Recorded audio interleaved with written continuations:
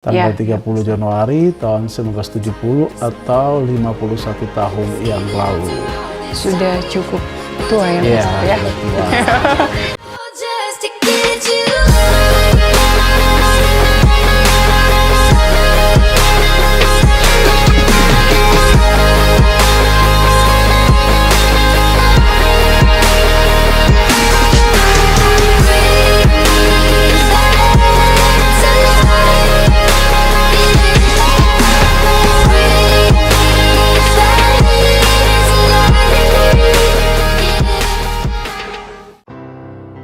Telah hadir bersama kita di saat ini Pastor Rian Oratmangun Projo. Selamat malam, Pastor. Selamat malam, Fani. Apa kabar? Baik, bagaimana Pastor? Sehat. Ya, puji Tuhan. Terkait segmen kita di Iya. malam hari ini, Pastor, Pastor bisa bercerita sedikit Iya. terkait keluarga, identitas Pastor. Oh iya, baik. Iya, saya lahir di Seram bagian barat, ya, sekarang disebut Kabupaten Seram bagian barat, Ibu Kota Piru. Piru. Tanggal Ya. 30 Januari tahun 1970 atau 51 tahun yang lalu. Sudah cukup tua ya, Iya, Pastor ya. sudah tua. Iya, silakan. Kebetulan bapak saya seorang tentara, ibu rumah tangga biasa. Ayah sudah almarhum ya.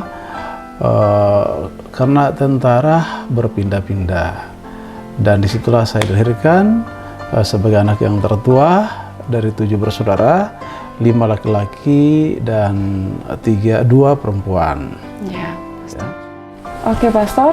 Iya. Pastor, ceritakan sedikit Iya. terkait dari seminari menengah pindah ke seminari tinggi. Apa ada tantangan selama berada di seminari tinggi?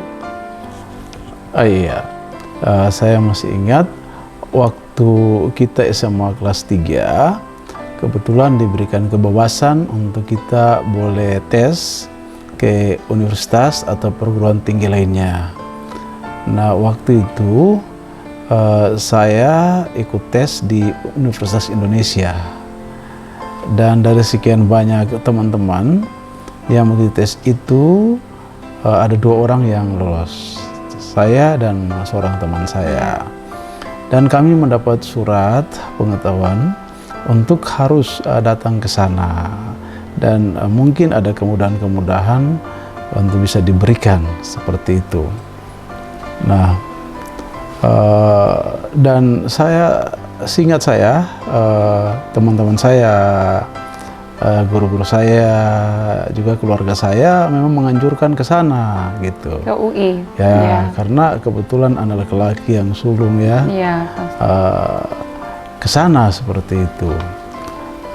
Tapi pada saat yang sama saya juga mendapat keputusan dari staf bahwa lulus ke Sekolah Tinggi Filsafat Seminari Pineleng di Manado. Nah, saya kan harus memilih Iya. 2 hal ini.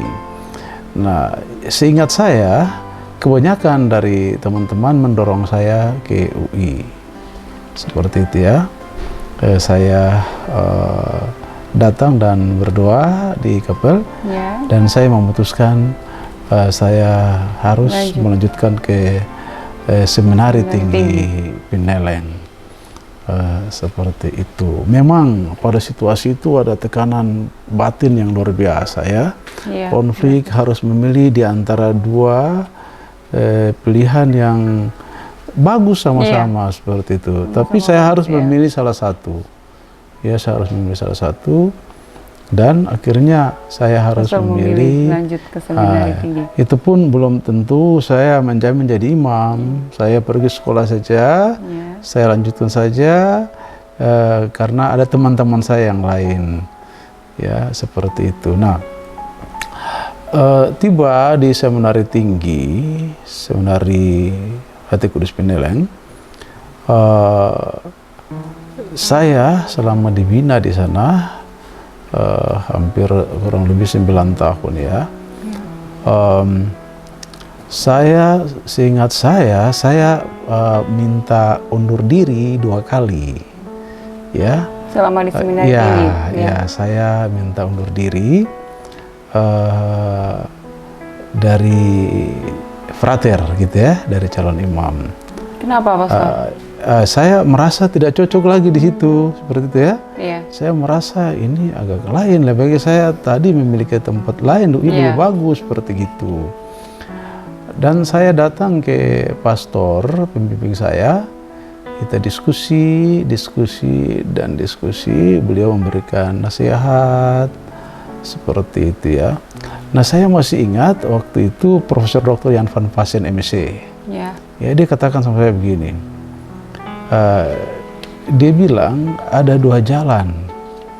Dia kasih pengalaman beliau waktu beliau di Ternate pernah datang untuk misa di satu tempat, di mana tempat itu agak jauh dan harus jalan kaki. Sudah malam, lalu dia belum pernah ke tempat itu, ya.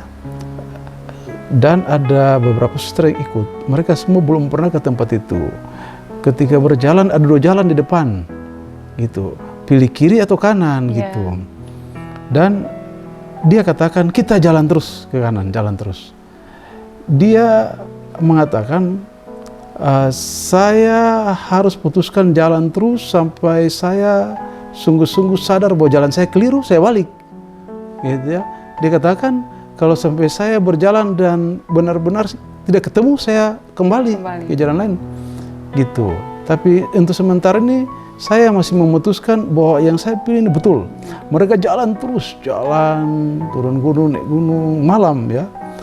Terus mulai kelihatan kampung itu.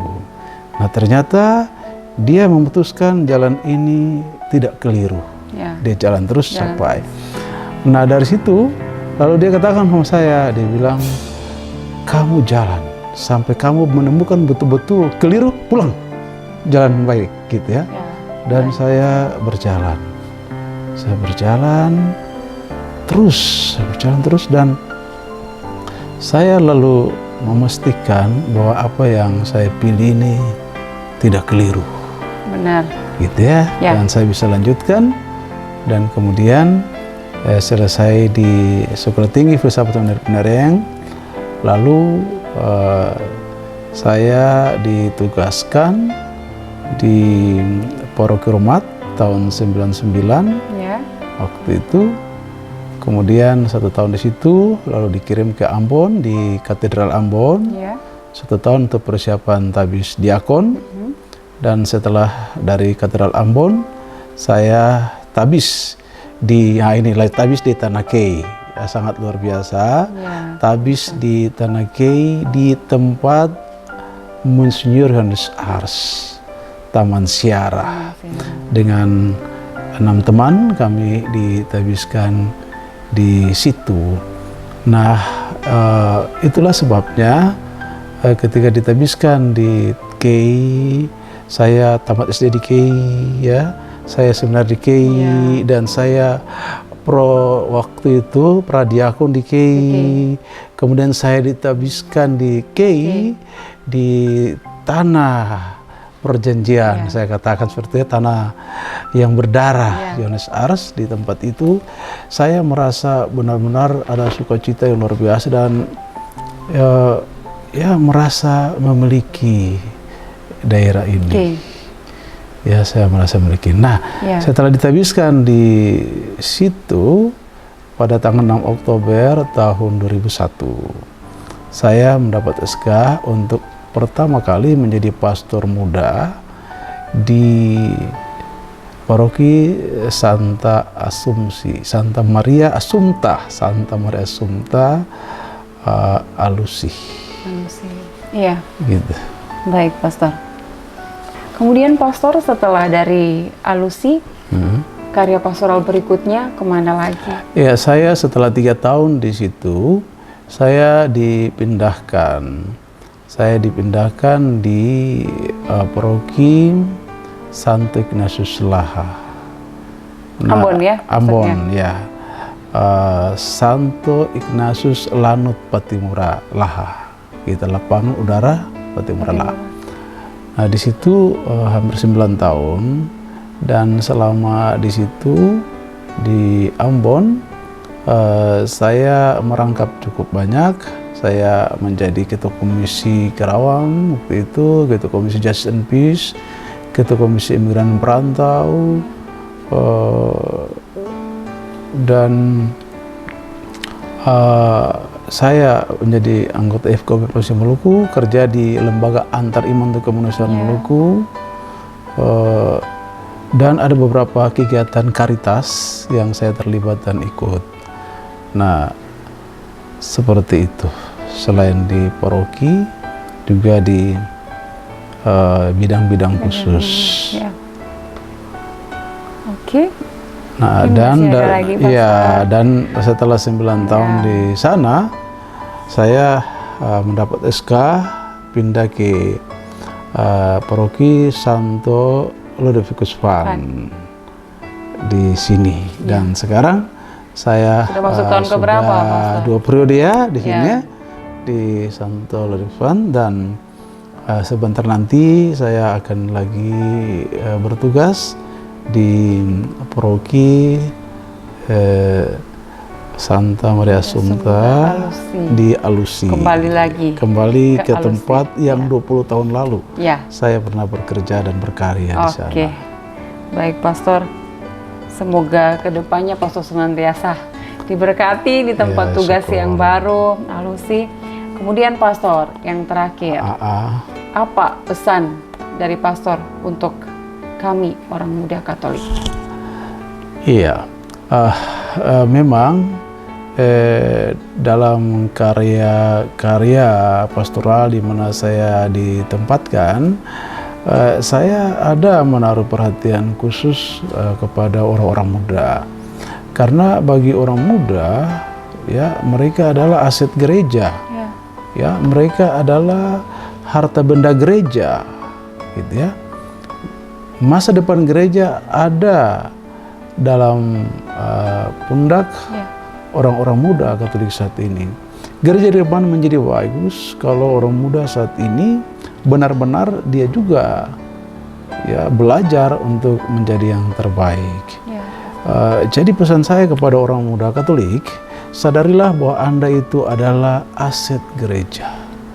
Anda adalah harta benda gereja, bahwa masa depan gereja ada di tangan Anda. Ya, Anda saat ini bekerja dan berkarya bukan karena Anda masih muda, ya, lalu merasa belum mampu, masih muda, kemanapun Tuhan utus pergi. Ya, jadi orang muda Katolik jangan pernah kita merasa minder, ya, jangan pernah kita merasa terbelakang. Kita harus menjadi yang terdepan, karena disitulah gereja hidup, disitulah letak gereja. Masa depan gereja ada dalam tangan orang-orang muda Katolik. Mereka aset gereja yang sangat berharga. Ya, oke, baik. Terima kasih untuk kesempatan di malam hari ini, Pastor. Terima kasih. Terima kasih, sahabat Katolikpedia, telah bersama dengan saya dalam segmen Profil Tokoh Katolik. Terus ikuti channel kami dan jangan lupa subscribe, like, komen, dan share sebanyak-banyaknya. Salam.